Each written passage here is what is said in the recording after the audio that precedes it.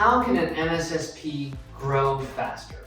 Really, there's three ways. One, get new customers, expand the services to your current customers, and retain the customers that you have.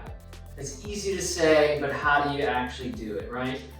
So there's really four ways that we want to focus on today. One is become the strategic long-term partner for each of your customers to provide them ongoing strategic value, not just alerts on what's happening, but recommendations for making those alerts more efficient, providing better services for their whole program, not just their security operations, but become their go-to partner for the things that they need and their first phone call when they need to talk through stuff and have an answer for what they're doing. So that's tip number one. Second is offer additional services that they don't have to buy, but they're available from you, and that they know what that value could be. So that can be things like threat exposure management assessments, right? So identifying what you're covering, understanding what the threats are to the whole of their landscape, and do that. And there's automated ways to do that now. Compliance reports. You're getting a lot of valuable security information through your services that can quickly be used to populate their compliance reports.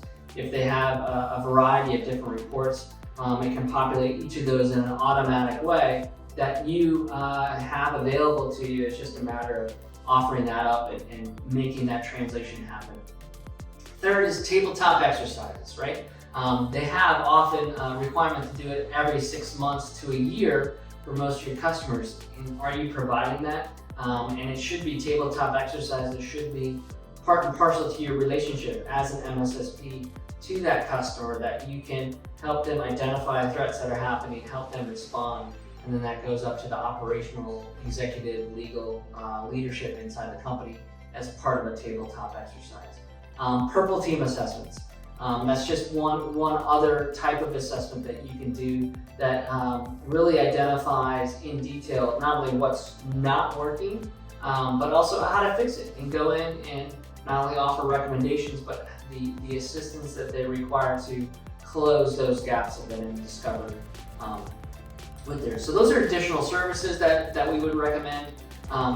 Next, the third idea is, as a strategic partner, is identify areas for improvement that can be internal to you, also for your customer, for them to understand, hey, we're doing well, but we could do better. What are those areas that you could do better? How can we help? Or even more powerfully, who can help you that's not us, right? That's really a powerful response if you have a strategic partner that's recommending somebody else do services.